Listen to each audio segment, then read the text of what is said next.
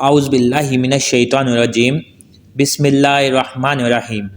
سب ناظرین کو علم اسلام چینل میں خوش آمدید اور خلوص بھرا سلام۔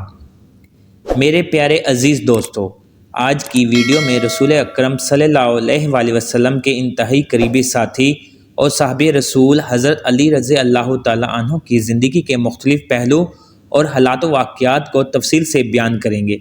تو چلیے ویڈیو کا باقاعدہ آغاز کرتے ہیں۔ ناظرین، ابو الحسن علی بن ابی طالب ہاشمی قریشی، ستمبر 601 عیسوی 29 جنوری 661 عیسوی پیغمبر اسلام محمد کے چچا زاد اور داماد تھے۔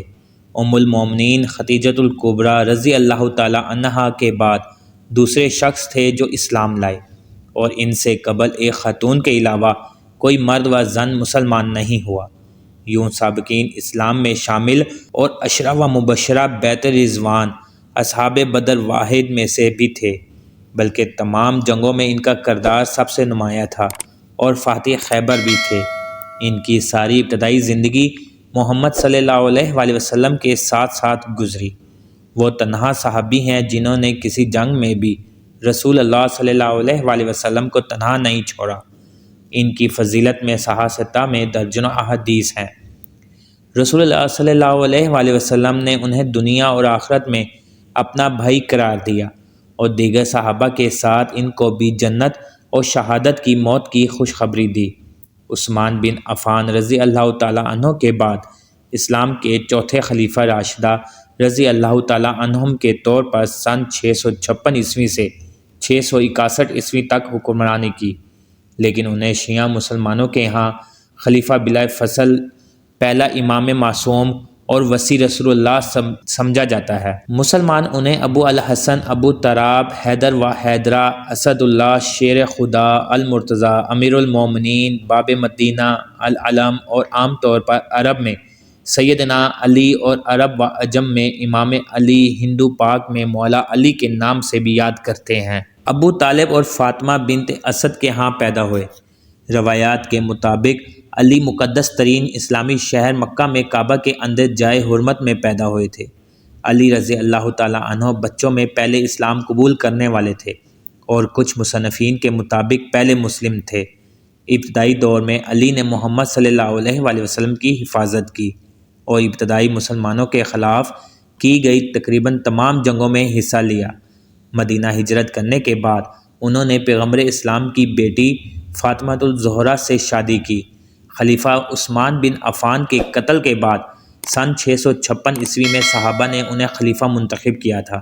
علی رضی اللہ تعالیٰ عنہ نے اپنے دور خلافت میں 2 بغاوتیں اور خوارج کی خانہ جنگیاں دیکھیں اور نہایت بہترین اقدامات کیے۔ علی شیعوں اور سنیوں دونوں کے ہاں سیاسی طور پر اور روحانی طور پر اہم ہیں۔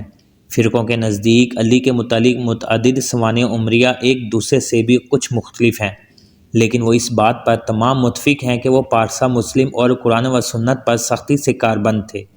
سنی علی کو چوتھا اور آخری خلیفہ راشد سمجھتے ہیں، جبکہ شیعہ قرآنی آیات اور متعدد فرامین نبوی جن میں اہم ترین واقعہ غدیر خم ہے کو دلیل بنا کر انہیں محمد کے بعد پہلا امام مانتے ہیں۔